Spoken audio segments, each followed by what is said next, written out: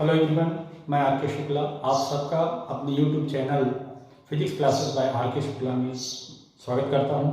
देखिए, पिछली क्लास में जो है हमारा जो प्रीवियस जो हमने लेक्चर दिया था, वो प्रीवियस लेक्चर हमारा था मेथड्स ऑफ चार्जिंग, और मेरे ख्याल से आप सभी को बहुत पसंद आया होगा। और आज देखिए कि बहुत ही इंपॉर्टेंट टॉपिक है, जो है इस चैप्टर का बहुत ही इंपॉर्टेंट टॉपिक डिस्कस करेंगे, कूलम्ब्स लॉ। तो लेट्स स्टार्ट।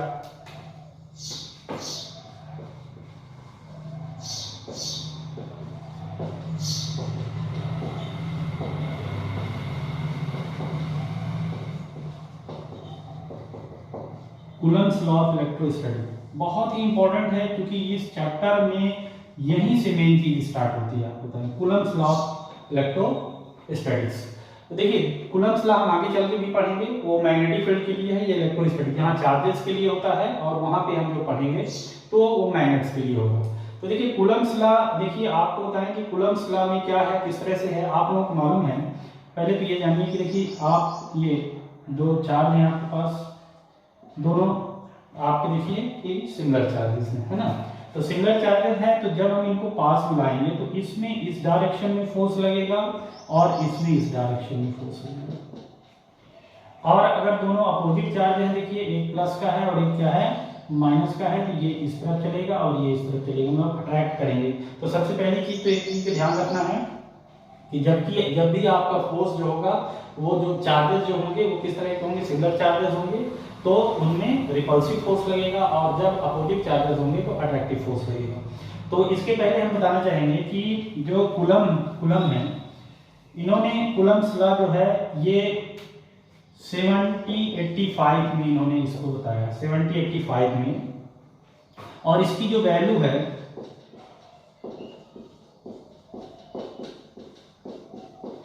इसके थ्रू मेजर किया, टोर्सन बैलेंस के थ्रू इन्होंने मेजर किया। 7085 में जो है टोर्सन बैलेंस से इलेक्ट्रोस्टैटिक फोर्स 2 पॉइंट चार्जेस हैं, 2 पॉइंट चार्जेस के बिटवीन कितना इलेक्ट्रोस्टैटिक फोर्स लगेगा, उसको इस जो है क्या किया, इंस्ट्रूमेंट के थ्रू उन्होंने क्या किया, बैलेंस इसको मेजर किया।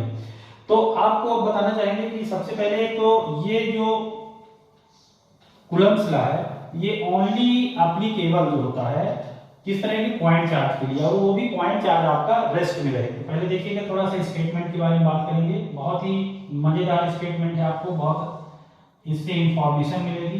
ये देखिए, आपके पास 2 पॉइंट चार्जेस हैं, having charge Q1 and Q2 separated by a distance r। Distance जो लेते हैं वो सेंटर पॉइंट से लेते हैं, ध्यान रखना है आप लोगों को। तो कूलम्ब्स का जो स्टेटमेंट है उसको मैं बताना चाहूंगा। ये फोर्स है, तो Q1 Q2 ये फर्स्ट है, और सेकंड नंबर है, इसी के कारण इसको इनवर्स स्क्वायर लॉ भी कहते हैं।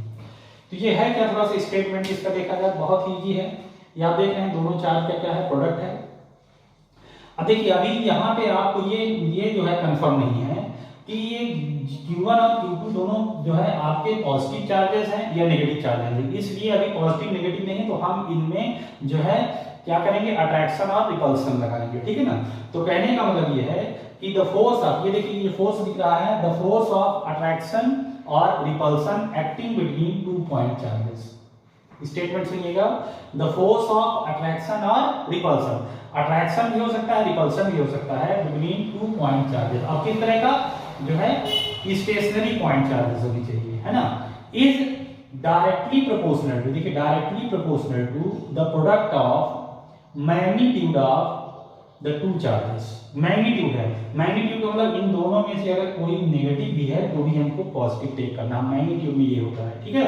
तो फिर से सुन लीजिए, द फोर्स ऑफ अट्रैक्शन और repulsion acting between 2 stationary point charges, 2 stationary point charges is directly proportional to the product of the magnitude of the 2 charges and inversely proportional to, देखिए inversely proportional to the square of the distance between them।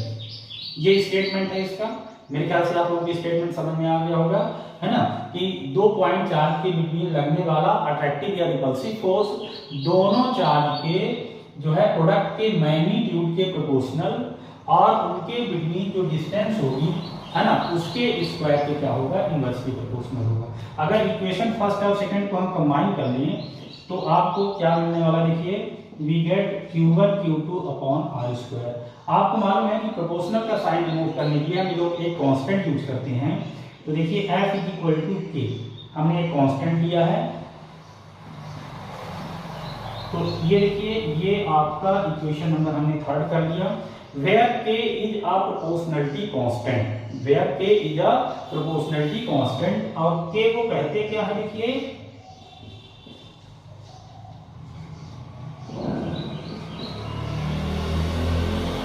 Coulomb constant बोला जाता है इसी को, या इसी को कहते हैं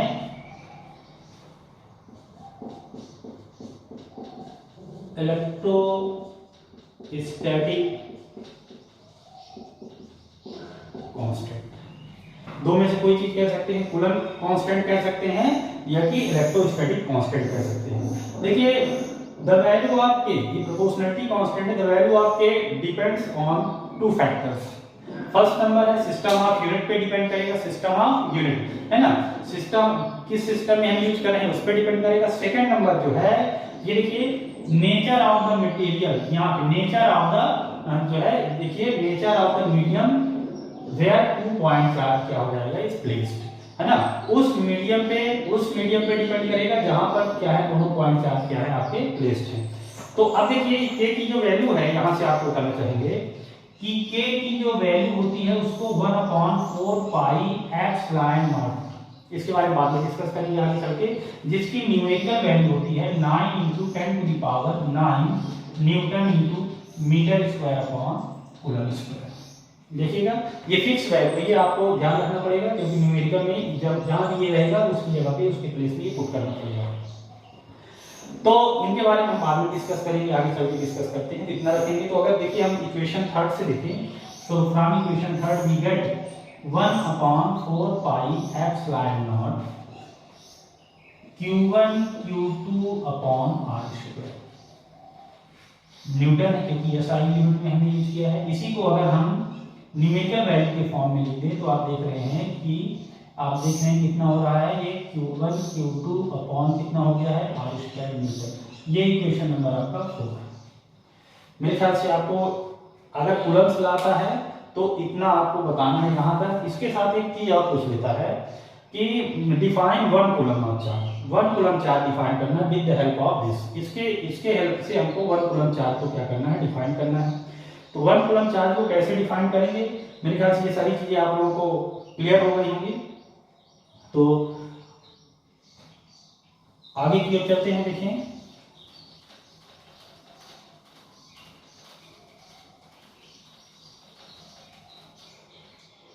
देखिए 1 कूलम चार्ज को कैसे डिफाइन करते हैं।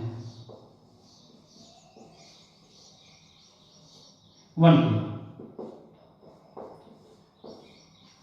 तो अगर हम ये मान लें, देखिए कि इक्वेशन 4 में देख लें, if Q1 is equal to Q2 is equal to 1 coulomb और R is equal to 1 metre कर दिया जाए, तो फ्रॉम इक्वेशन 4 वी गेट, तो इक्वेशन हमें 4 से क्या मिलेगा भाई, इक्वेशन 4 से मिलने वाला देखिए 9 × 10⁹ Q1 के प्लेस में भी आपको देखिए 1 रखना है, Q2 के प्लेस में भी 1 रखना है, R के प्लेस में भी 1 रखना है।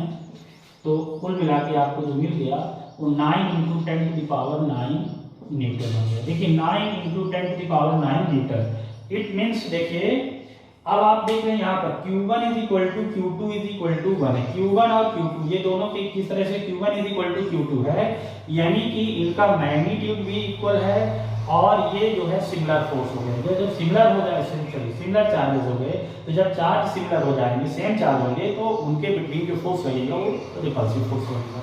तो देखिए, तो आप देखें कि 2 चार्जेस, या देखिए 2 charges is said to be 1 coulomb charge, 2 charges is said to be 1 coulomb charge if they repel 9 × 10⁻⁹ 9 Newton force, क्योंकि देखिए ये सिंगल चार्ज है तो रिपल्सिव फोर्स लगेगा, 9 × 10⁹ newton force when placed 1 metre apart from air और vacuum, है ना। फिर से सुन लीजिए, 2 point charger is said to be 1 coulomb charge. 2 point charger is said to be 1 coulomb charge if they repel 9 × 10⁹ newton force. Ripple करेंगे क्योंकि single charge है ना। व्हेन, है ना, कब रिपल करेंगे? When these two charges placed 1 metre distance apart from air और vacuum.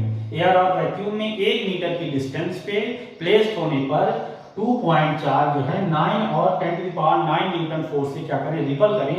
तो इस तरह से जो है एवरी चार्ज को, प्रत्येक चार्ज को क्या करेंगे? 1 कूलम चार्ज करेंगे। ये तो 1 कूलम चार्ज की डेफिनेशन हो गई। तो देखिए यहाँ से मेरे ख्याल से आपको ये सारी चीजें समझ में आएंगी।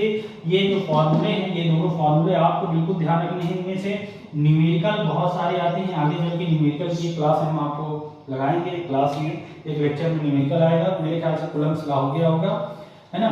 तो आप देखिए इसके बाद आगे की ओर हम लोग चलते हैं और डिस्कस करते हैं। देखिए अभी हमने बताया 2-3 चीजें कि यहाँ पर आपने देखा कि 1/4 pi epsilon not.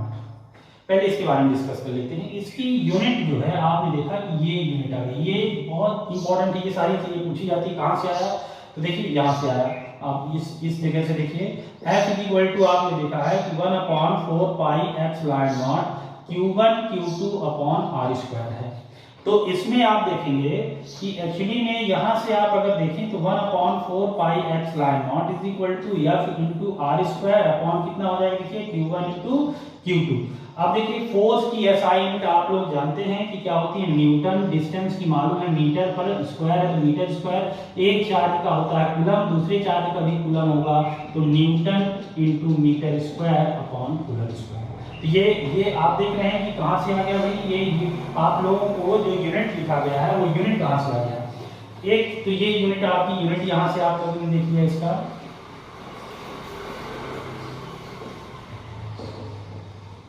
Dimension of 1/4 pi epsilon not. ये बहुत इंपॉर्टेंट है। तो देखिएगा, इनको सब देखिए, सब कंपटीशन में पूछे जाते हैं, आपके एमसीक्यूज भी पेपर में आते हैं, ये सारी चीजें पूछी जाती हैं। तो डायमेंशन देख लीजिए। अभी आपने देखा, देखें कि 1/4 pi epsilon nought = newton × metre square upon coulomb square. या तो ऐसा भी कर सकते हैं, या तो इधर आप लोग देख लीजिए F × r² upon Q1 × Q2। तो इसके पहले हम लोगों ने प्रीवियस जो क्लास थी हमारे 11th में हमने फोर्स का डायमेंशन पढ़ा था। फोर्स का डायमेंशन होता है mLT-2, ये फोर्स का डायमेंशन हो गया। डिस्टेंस का डायमेंशन होता है ये भी मालूम है। चार्ज का इसी साल हमने पढ़ा है आपको, चाहे Q1 हो चाहे Q2 हो, चार्ज का डायमेंशन होगा AT, है ना। इन वैल्यूज को अगर हम यहाँ पुट कर दें तो आप देखिए फोर्स का डायमेंशन आप देख रहे हैं mLT-2। डिस्टेंस है तो डिस्टेंस का L है, स्क्वायर है तो L स्क्वायर। एक चार्ज का आपका AT होगा और सेकंड वाले चार्ज का भी कितना होगा? AT होगा। अगर इसको हम सॉल्व कर लें देखिए तो यह आ जाएगा, L की वैल्यू देखिए L³ हो जाएगा, T⁻², यहाँ है और 1 और 2 ये ऊपर जाएगा तो -2, तो -2 कितना हो गया? -4, और A² यहाँ ऊपर जाएगा तो A⁻²। तो देखिए ये डायमेंशनल फॉर्मूला हो गया। ये आपका क्या है? डायमेंशनल फॉर्मूला है, आप लोग देख रहे हैं। तो इनकी डायमेंशन को आप लोग नोट कर सकते हैं, देख सकते हैं कि किस तरह से इसका डायमेंशन आपका आ रहा है।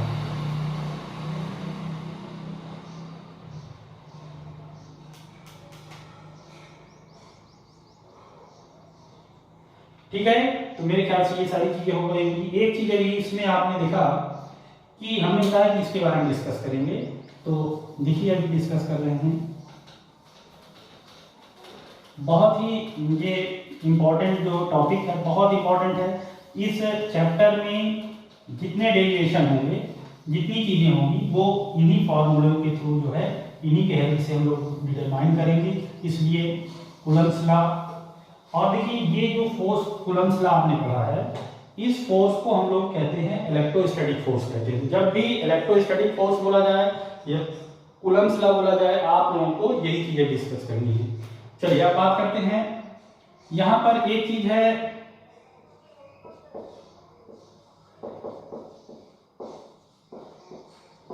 एप्सिलॉन जीरो, इसके बारे में बात कर लिया जाए। तो एप्सिलॉन जीरो क्या होता है, देखिए थोड़ा सा बता दें, यहां पर एप्सिलॉन जीरो ये है, ठीक है, इसको कहा क्या जाता है, थोड़ा सा ये बता दें।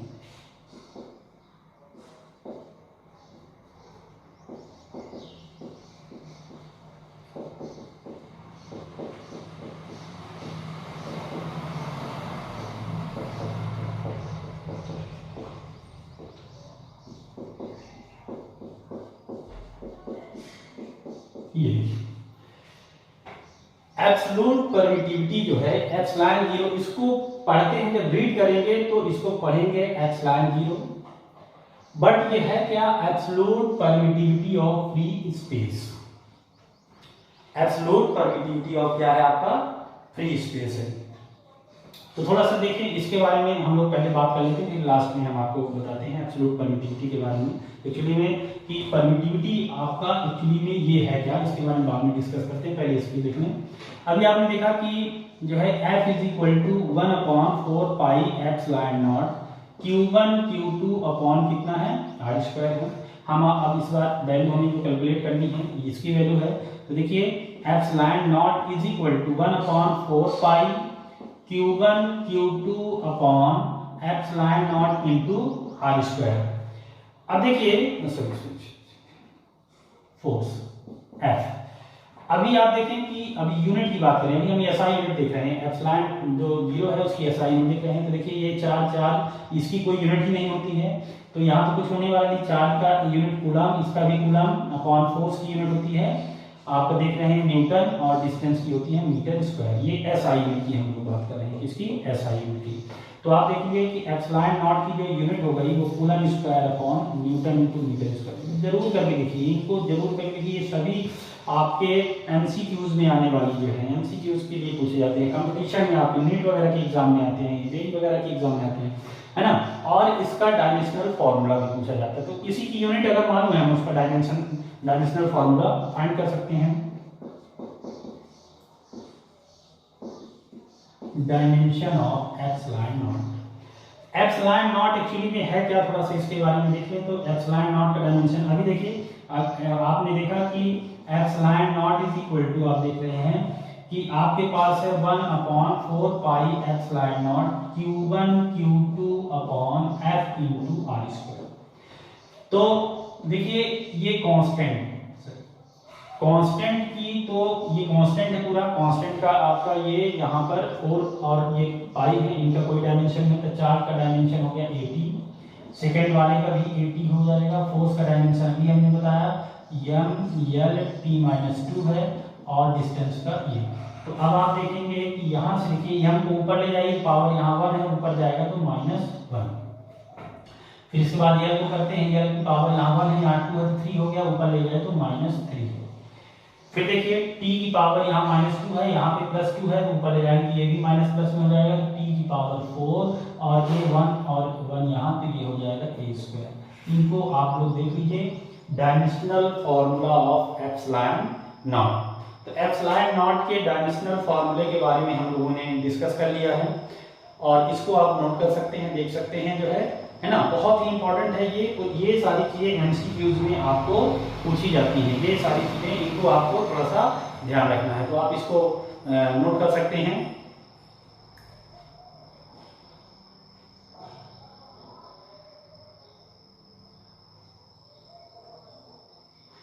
तो इसके बाद देखिए, अब हम लोग जो डिस्कस करेंगे इस टॉपिक के बाद जो है, वो अभी हमें बताया कि एक्चुअली में परमिटिविटी जो होती है, ये आपने वर्डिंग है, ये परमिटिविटी क्या है, थोड़ा सा इसके बारे में बात कर लिया जाए। तो देखिए, आप जो है बहुत सारी चीजें, बहुत सारे लोग आपको पढ़ा देंगे, बता देंगे कि परमिटिविटी ऑफ ये इस तरह से करके, बट परमिटिविटी एक्चुअली में है क्या, थोड़ा सा इसके बारे में बात कर लिया जाए।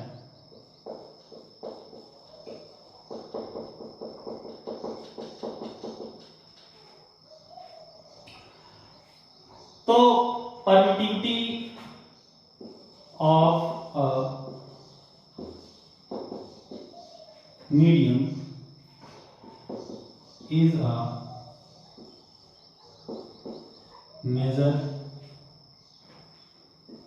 of the property of the medium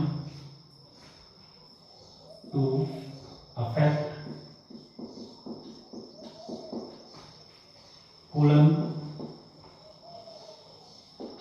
Coulomb's law of electric charges. देखिए थोड़ा सा इसके पहले तो जब भी आप देखिए तो permittivity of medium is a measure of the property of the medium to affect Coulomb's law या कूलम्स फोर्स भी कह सकते हैं यहाँ पे, Coulomb's force of electric charges, है ना। तो देखिए इसमें आपको देखिए क्या है एक्चुअली में, हम आपको इसकी डेफिनेशन को एक्सप्लेन करते हैं। मान लीजिए कि 3 जगह है, यहाँ पे देखिए एक वैक्यूम है, ये एयर है,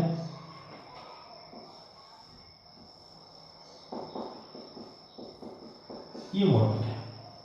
अगर हम कहते हैं कि इन 3 प्लेस में आपको जो है बाइसिकल से मूव करना है, वैक्यूम में कुछ नहीं है तो यहां पर आपका कोई रेजिस्टेंस नहीं लगेगा, आप जितना फोर्स लगाओगे उसी स्पीड से आपकी जो है बाइसिकल मूव करती जाएगी। बट यहां की बात करें, अगर यहां बात करें हम चल रहे हैं इस डायरेक्शन में चल रहे हैं, और अब देखिए दोनों कंडीशन था, इस डायरेक्शन में चल रहे हैं और आपकी एयर इधर चल रही है, तो आप देखिए कि आपको बाइसिकल चलाने में ज्यादा फोर्स लगाना पड़ता है ना। और कभी कभी जब जिस डायरेक्शन में चल रहे हैं एयर भी इसी डायरेक्शन में चल रही है तो फोर्स कम लगाना पड़ेगा, बट कुछ ना कुछ तो रेजिस्टेंस है। तो आप देखिए यहाँ कोई रेजिस्टेंस नहीं था, जब हमने एयर प्रेजेंट कर दिया तो रेजिस्टेंस इंक्रीज हो गया, जब हमने वाटर कर दिया, वाटर में अगर हम कहें कि बाइसिकल आप चलाइए तो आप देखेंगे कि आपको बहुत ज्यादा रेजिस्टेंस अप्लाई होगा इसमें। रेजिस्टेंस मतलब जब फोर्स लगाएंगे तो आपको बहुत ज्यादा फोर्स लगाना पड़ेगा, तब आपकी बाइसिकल क्या करेगी, आगे की तरफ मूव करेगी। तो वो जो रेजिस्टेंस है उसी रेजिस्टेंस को हम लोग कहते हैं परमिटिविटी, ठीक है। तो परमिटिविटी को नोट कर लिया जाए, जो है परमिटिविटी की वास्तव में जो एक्चुअल डेफिनेशन है, परमिटिविटी की डेफिनेशन आप लोग देख रहे हैं कि permittivity of a medium is the measure of the property of the medium to affect the Coulomb force of electric charges, या कि ऐसा भी कह सकते हैं कूलम्ब फोर्स जो है इसमें बिटवीन द इलेक्ट्रिक चार्जेस, ऐसे करेंगे, है ना, coulomb force between the electric charges. तो देखिए ये परमिटिविटी क्या है आपका, देखिए परमिटिविटी की ये डेफिनेशन है, इसको जरूर करके देखें। Permittivity of a medium is a measure of the property of the medium, उस मीडियम की प्रॉपर्टी कर रहा है टू अफेक्ट, वो जो कूलम्ब फोर्स लग रहा है बिटवीन 2 चार्ज, इन बिटवीन जो चार्ज है आपके, इन बिटवीन 2 चार्ज में जो फोर्स लग रहा है, सपोज F फोर्स लग रहा है, तो ये फोर्स आप देख रहे हैं कि ये फोर्स को ये मीडियम जितना अफेक्ट करेगा, ये मीडियम जितना अफेक्ट करेगा उसी को कहते हैं, उस मटेरियल की क्या कहते हैं, परमिटिविटी बोला जाता है। तो परमिटिविटी मेरे ख्याल से आपको समझ में आ गया होगा। इसके बाद देखिए आगे की तरफ हम लोग डिस्कस करते हैं, ये आपने डेफिनेशन को नोट कर लीजिए। इसके बाद बात करते हैं इसमें कि अभी आपने जो एक चीज और भी देखी, थोड़ा सा बता दिया जाए, जैसे F इज इक्वल टू आप लोगों ने देखा कि K into Q1 Q2 upon R²। तो K आप देख रहे हैं कि अगर Q1 की Q की वैल्यू अगर आप इंक्रीज करेंगे, देखिए Q की वैल्यू इंक्रीज करेंगे तो जो फोर्स लगेगा उसकी वैल्यू भी क्या हो जाएगी आपकी, इंक्रीज करेगी, उसकी वैल्यू भी क्या करेगी, इंक्रीज करेगी। बट अगर इन केस अगर आप जो है कि क्या करते हैं कि इस कंडीशन में अगर R की वैल्यू को इंक्रीज करते हैं तो फोर्स की वैल्यू क्या करेगी, डिक्रीज करेगी। देखिए वो डिपेंड कर रहा है आपका जो है, इसमें आप देख रहे हैं कि इन चीज़ों पे अब चार्ज का देखिए चार्ज। अब यहाँ पे एक चीज़ और बता दें, अगर Q1 और Q2 की वैल्यू जो है ग्रेटर देन 0 है, ग्रेटर देन क्या है 0 है, तो उस समय पर जो फोर्स लगेगा वो अट्रैक्टिव फोर्स लगेगा कि रिपल्सिव लगेगा। किस तरह का फोर्स लगेगा, इसमें अगर ग्रेटर देन 0 है तो रिपल्सिव फोर्स लगेगी, यानी कि ये दोनों सिमिलर चार्ज है आपके। जैसे कि फॉर एग्जांपल Q1 2 कूलम और Q2 हमने 3 कूलम कर दिया, तो Q1 Q2 अगर हमने निकाल लिया जाए तो 2 × 3 6 कूलम आ गया। तो ग्रेटर देन क्या है 0 है। तो अगर चार्ज की वैल्यू जो है, और अगर हमने दोनों को माइनस कर दिया, मान लीजिए Q1 -2 कूलम, Q2 भी -3 कूलम कर दिया, तो Q1 Q2 की वैल्यू भी उस कंडीशन में भी 6 कूलम आ जाएगी। तो अगर देखिए दोनों अगर ग्रेटर देन 0 है, Q1 और इनटू Q2 की वैल्यू अगर हम देखें अब ग्रेटर देन 0 आ जाए, तो उस समय पर जो फोर्स लगेगा वो फोर्स रिपल्सिव फोर्स लगेगा, रिपल्सन का लगेगा। बट अगर देखिए Q1 × Q2 is less than 0 हो जाएगा, तो उस समय ऑलवेज अट्रैक्टिव फोर्स लगेगी। लेस देन 0 तब आएगा जब इनमें से कोई एक नेगेटिव होगा। फॉर एग्जांपल के लिए Q1 -2 कूलम एंड Q2 कितना हो जाए +3 कूलम, तो Q1 × Q2 आप देखेंगे कि आपका आ जाएगा -6 कूलम, है ना। तो आपकी वैल्यू देखिए -6 जो है 0 से क्या है ना, तो ये क्या हो जाएगा लेस देन है। तो इस तरह से जब भी ये चीजें होंगी तो आप ये ध्यान रखिएगा कि attractive force if the product of Q1 and Q2 is greater than the 0, है ना, then the force electrostatic force acting between the 2 point charges is repulsive, and when the product of Q1 and Q2 is less than 0, है ना, then the force acting between these 2 point charges is always attractive force होगा। ठीक है, तो इसके बारे में बात कर लिया हम लोगों ने। अभी हम जो है और भी एक इम्पोर्टेंट टॉपिक डिस्कस करने जा रहे हैं। देखिए इसमें सारी चीजें अभी आप लोग देखते जा रहे हैं। एक चीज आती है इसमें,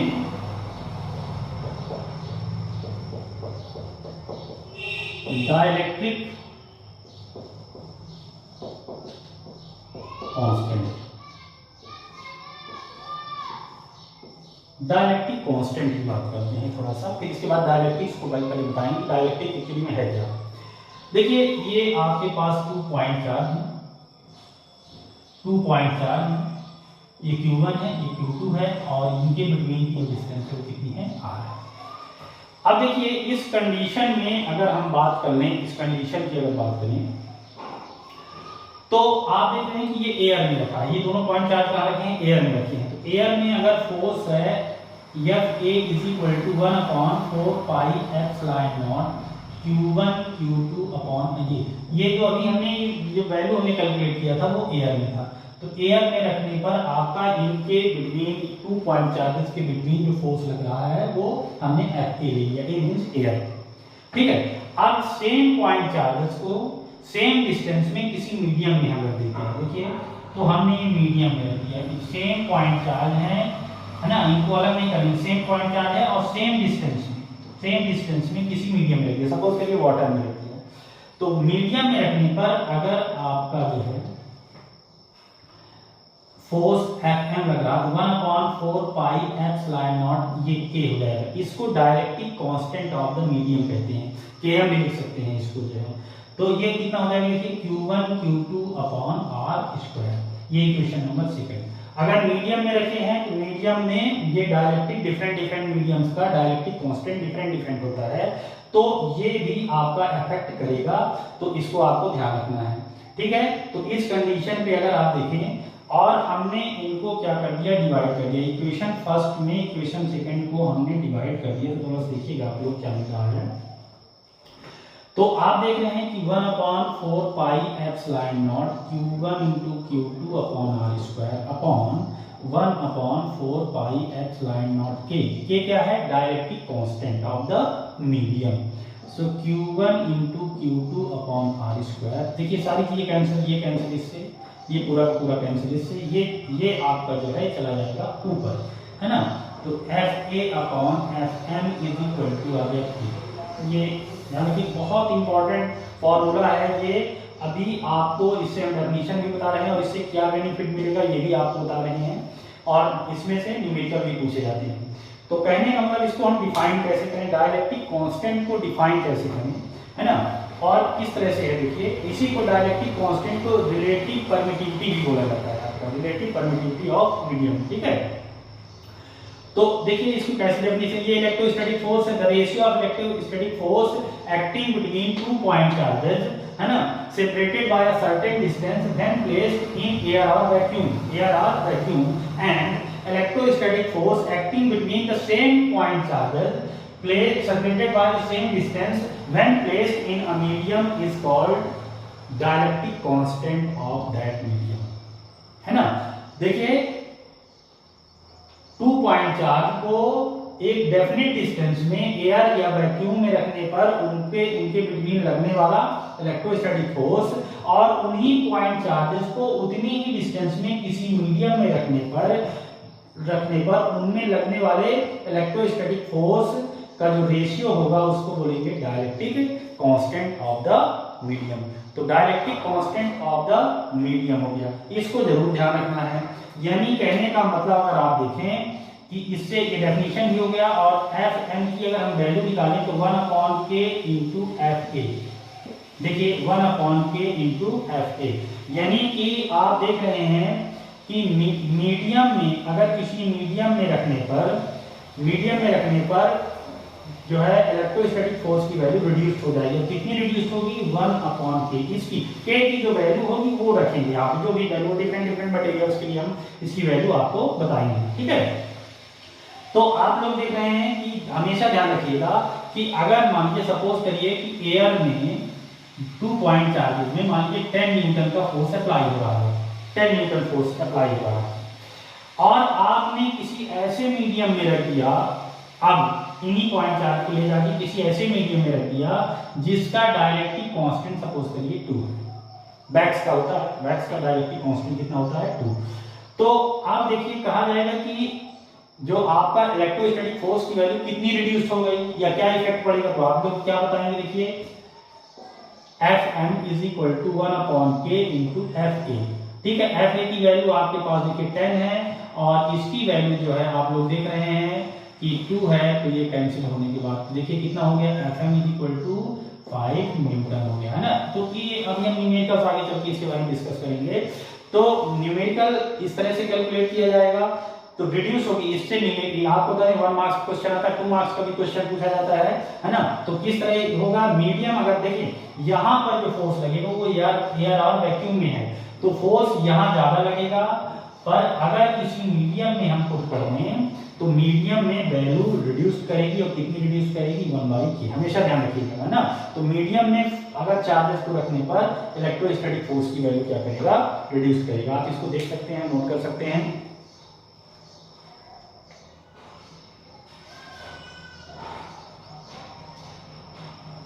ठीक है, अभी हमने आप लोगों को बोला था कि हम डिस्कस करेंगे इसके बारे में थोड़ा सा। देखिए भाई डाइलेक्ट्रिक्स क्या होता है, थोड़ा सा देख लिया जाए, डाइलेक्ट्रिक्स के बारे में भी देखेंगे, फिर इसके बाद हम और आगे डिस्कस करते हैं। इनकी देखेंगे आप लोग, इनकी डेफिनेशन जो है डाइलेक्ट्रिक्स वगैरह जो है। देखिए मटेरियल एक्चुअली में जो है आपका जो जितने मटेरियल्स होते हैं, तो मटेरियल को हम 4 पार्ट्स में डिवाइड करते हैं।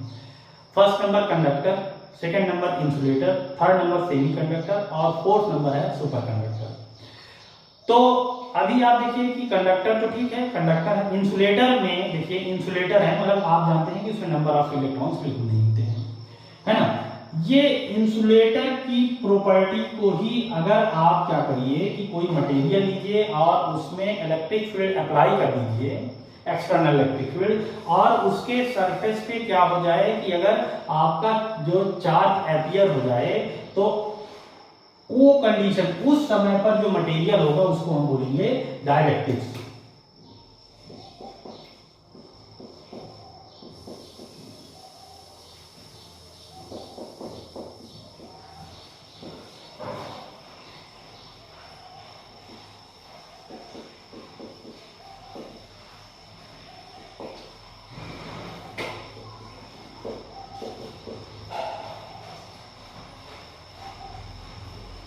तो non conducting material in which charges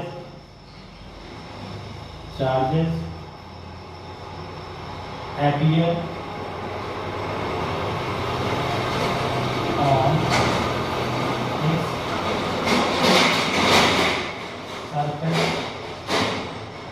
charges appears on its surface when external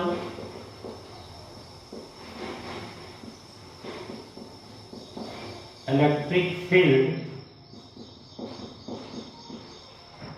applied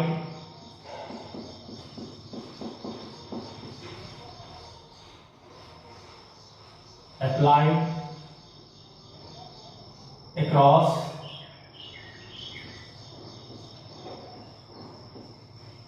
on its applied across on it is called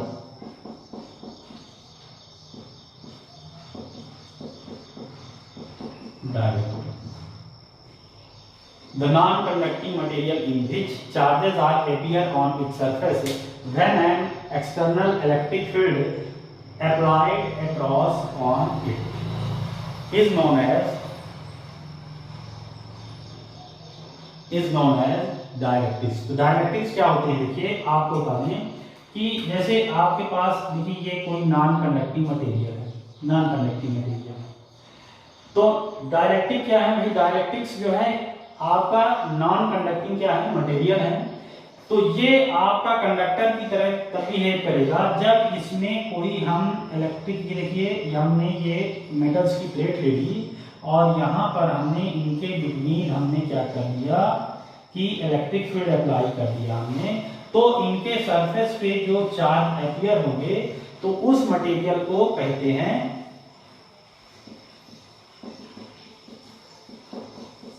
for example के लिए माइका जो है वो आपका क्या है, आपका डायलेक्ट्रिक्स है।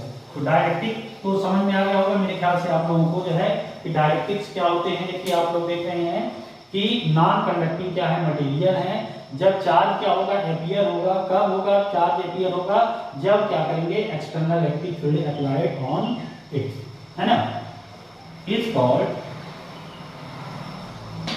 डायलेक्ट्रिक्स। डायलेक्ट्रिक्स की डेफिनेशन आ गई होगी, देखिए डेफिनेशन आप लोगों को मिलेगी नहीं कहीं जो है ना, लोग बात बता देते हैं dielectric material, dielectric dielectric dielectric. Insulator में अगर आप जो है इलेक्ट्रिक फील्ड अप्लाई कर दीजिए और वो जब उसके सरफेस पे आपका क्या आ जाए कि चार्जेस आ जाए तो उसको इंसुलेटर ना बोल के क्या बोलेंगे हम लोग, डायलेक्ट्रिक्स बोलेंगे। चलिए इसमें एक लास्ट टॉपिक और हम बात कर लेते हैं थोड़ा सा। अभी जैसे हमने डिस्कस किया कि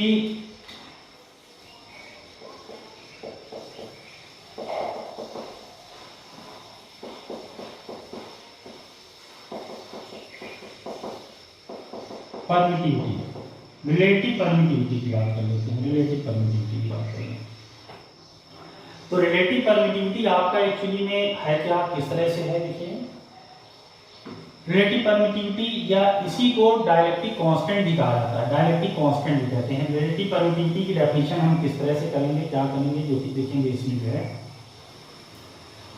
तो आप देखिए कि जैसे कि फॉर एग्जांपल के लिए अगर हम देखें कि अभी आपने फोर्स की अगर वैल्यू को हमने देखा कि कैलकुलेट किया था, तो इसमें K इज इक्वल टू या तो K से रिप्रेजेंट करेंगे या इसको एप्सिलॉन और से रिप्रेजेंट करेंगे, मतलब रिलेटिव ये जो है इसको बोलते हैं परमिटिविटी। तो रिलेटिव परमिटिविटी को ये है तो ये कैसे आ जाएंगे, देखिए EM upon E epsilon not, है ना, EM कहिए या ओनली कह सकते हैं, M मतलब मीडियम, और ये क्या है आपका, देखिए ये आपका एयर और वैक्यूम है। तो इसको डिफाइन कैसे करेंगे, the ratio of absolute permittivity, the ratio of absolute permittivity of a medium to the absolute permittivity of a free space is called relative permittivity of the medium or dielectric constant of the medium। तो देख रहे हैं आप लोग, इसको हम इस तरह से भी कर सकते हैं, यहाँ से आप लोगों ने इस वैल्यू को जो है क्या किया है, कैलकुलेट किया है। अभी देखिए जैसे कि F ए की वैल्यू है 1/4 पाई एप्सिलॉन नॉट। अगर आप ये देखते हैं Q1 Q2 अपॉन कितना है r स्क्वायर है। अगर मीडियम में हम कर लें तो Fm देखिए 1/4 पाई। अब देखिए एप्सिलॉन नॉट की जगह हमने कोई मीडियम में लगा दिया है तो Q1 Q2 अपॉन कितना हो जाएगा r स्क्वायर, है ना।